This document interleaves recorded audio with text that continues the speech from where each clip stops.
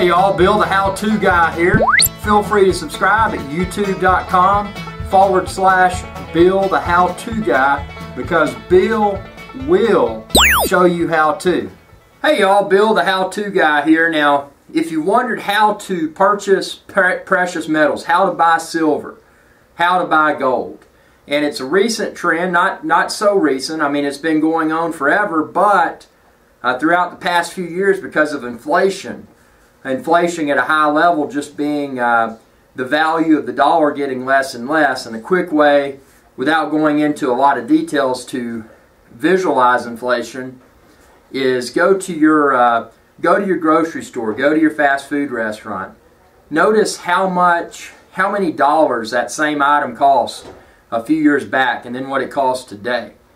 That's how to visualize inflation. Now, precious metals, primarily gold and silver, but there's also platinum, palladium. There's even some base metals, copper, nickel. The list goes 10. The list goes on. But for the most part, people are primarily concerned with silver and gold. Now, to buy these precious metals, it takes a little bit of research before you get started, because there's a lot of people out there, individuals and bullion dealers as well, that like to take advantage of people. So you got to know what you're buying. And the thing I recommend doing before doing business with anyone, go to the Better Business Bureau website, and you can look up that company on Better Business Bureau, and you can look at their rating. And personally, I don't deal with any business that's below an A-. And I also check out the feedback, the complaints from customers. What types of complaints were they? Was a complaint so serious that I may not even want to buy from that bullion dealer? So, for a rule of thumb, and like I said, I've dealt with a lot of different places, but from my experience for both buying and selling physical precious metals, and I'll include the links on the screen here, but ProvidentMetals.com, really reputable business, does a super high-class job of shipping. Everything arrives packaged immaculately, absolutely no damage to the box or the coins and or bullion bars within. And then also American Precious Metals Exchange, APMEX, APMEX.com. Really good people as well, do a superb job shipping. So what you want to buy if you get into precious metals investing, you can do it two ways. You can do it a few ways, actually. You can buy the coins. Now, coins are government issued coins with a face value. And even though they may have an insignificant face value, for example, the American Silver Eagle is a very popular bullion coin minted by the United States Mint. And it has a $1 face value. But the reason that people purchase those American Silver Eagles is because of the silver content. An American Silver Eagle has 1 ounce, 1 troy, T-R-O-Y, ounce of silver in it. So when you purchase that, based upon the current market, the spot, what's referred to as the spot price of precious metals, is constantly fluctuating. So at the time of posting this video, silver is right around $32 a troy ounce. So someone that bought that American Silver Eagle would likely pay around $32. There'll be a little bit of a premium on top of that. And let me explain premium really quick. When you're dealing with minted coins or minted bullion bars, you're paying that premium because the premium being the additional amount on top of the spot price of that precious metal that day. You're paying that premium because that covers the refining cost. Because they've got to run these coins through the coin making machines, print the coins out and all of that. So that requires effort. It's not just pulling a little piece of silver out of a mine or a piece of gold out of the ocean or the ground and here you go.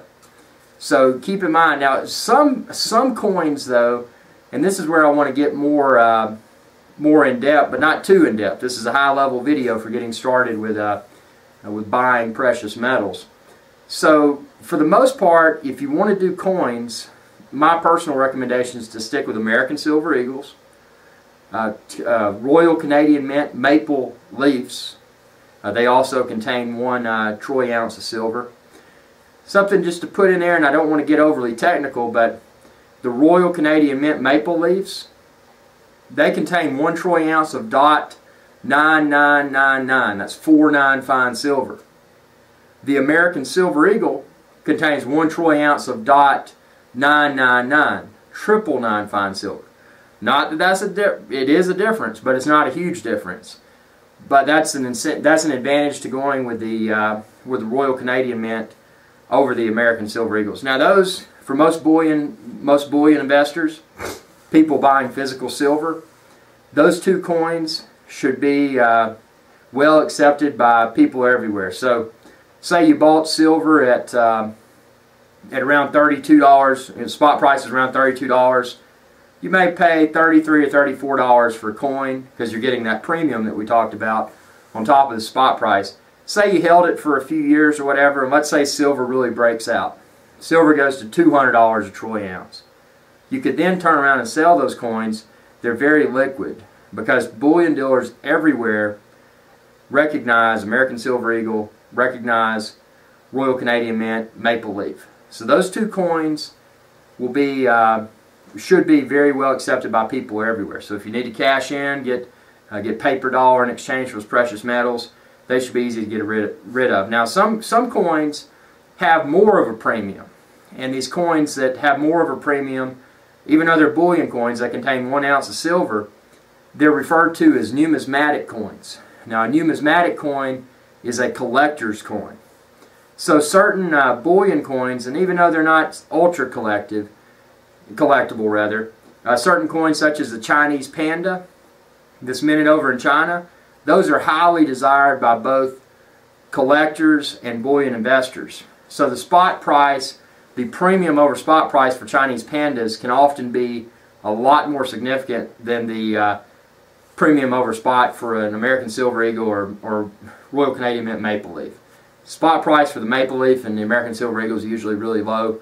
When you're dealing with Chinese pandas, it can be several dollars. It could be $10 or more over the spot price. So, and those also, although they're great coins, and there's advantage. Some people want to invest in precious metal that will have the possibility of the premium over spot rapidly appreciating in the future. So if that's the route you want to take, it's a perfectly fine route. But keep in mind, with those foreign mint coins, and technically Canada is a foreign mint, it's in Canada instead of the United States, but with those coins from the Oriental area, a lot of those are very counterfeited. So if you take those into your bullion dealer, if you want to convert that silver investment into paper dollars in the future, they're probably going to scrutinize the integrity of that coin a lot more because there are so many fakes out there. So to get in and out of something quickly, again, your American Silver Eagle and your Royal Canadian Mint Maple Leaf is probably the best. Now if you don't want to go coin and you want to go private mint bullion bars, now these are just the little silver bars, I would recommend sticking with, there's several brands. There's a Johnson and Matthey, there's APMEX has their own in-house brand, apmex.com, the link I showed you earlier. I would stick with 1 ounce or smaller bars.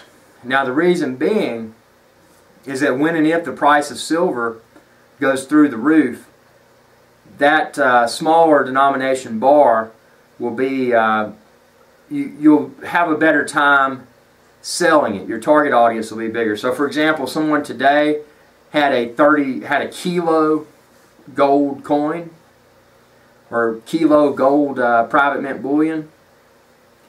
That would likely be harder to get rid of because of the excessive price.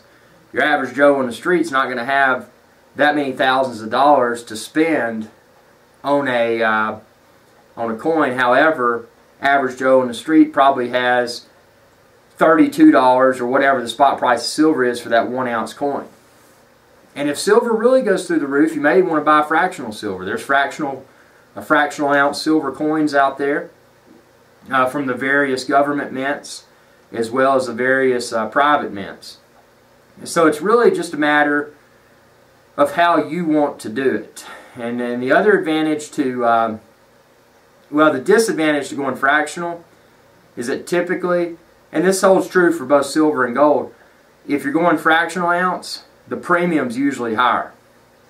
So you're going to be paying more over spot But the advantage is that when and if you decide to convert that physical precious metal investment into paper dollars, your target audience will likely be bigger if you had fractional amounts, because it's less dollars out of pocket for them to buy that silver or that gold from you.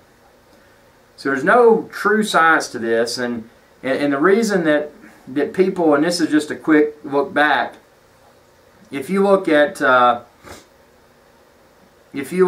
how many dollar bills you could get for, let's just use the American Silver Eagle again, back a few years ago when silver was $18 an ounce. So you'd be getting $18 to $19 because like I said, you got the premium over spot you're tacking on to that if you got rid of that American Silver Eagle. People that held those American Silver Eagles from just a few years ago, when the spot price of silver was 18 or 19 an ounce, that are cashing out today, they're cashing out for over $30. So that same coin is almost doubled, and it did more than double. The silver spot price has temporarily retreated. I believe that it'll likely go back up, but just a great way to have that physical precious metal stored somewhere safely, so that when and if the need for cash, for paper dollars arises, it's highly liquid. You can take that out, take it to your bullion dealer, take it to a private investor, and get rid of it. Get your cash dollars in exchange for the precious metals, and that's why people buy precious metals. If you look at money market accounts nowadays, savings accounts, and all that, you're getting interest of about 1%. I mean, it's a joke. Even people that have millions of dollars in an account, that interest is still a joke compared to what it was several years back. So precious metals are a very, and I hate to use this term, but a great hedge against the dollar. And I'm big precious metals. I don't do the ETFs. That's another way you can get exposure to precious metals.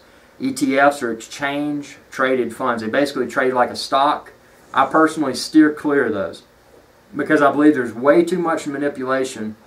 And if you want to check out ETFs, SLV is the silver ETF, and there's several other ETFs too, but the main one for silver is SLV, Sam, Larry, Victor, and then the main one for gold is GLD, Gamma, Lima, Delta. So you can look at those and you can see that the day-to-day price fluctuations of those ETFs closely mimic the day-to-day price fluctuations of the physical precious metal spot price. So I'm not going to go on and on about this, but in closing I will say, if you do wish to begin investing in precious metals, number one, stick to those common coins that everybody likes. So the American Silver Eagle or the Royal Canadian Mint Maple Leaf. And by the way, those coins are available in both gold and silver. I'm more of a silver guy, and the reason I'm more of a silver guy is that silver is consumed for industrial applications, meaning it's consumed from the standpoint that it's burned up, it's gone forever. Gold is less, it's not consumed as heavily as silver for industrial applications, and for that reason I personally lean towards silver for the long haul, being the strongest performer over gold. Now, gold's used primarily melted down and recirculated in different jewelry type applications. So do that. Pick up a book. There's a great book, and I'll put a link within this video's description. It's called the Red Book Coins, and there's a new one released every year. Pick it up for a few bucks from Amazon if you want to get into coins instead of just private mint bullion. You can read that. It'll give you some good a good snapshot of where certain coins in the past have appreciated in value.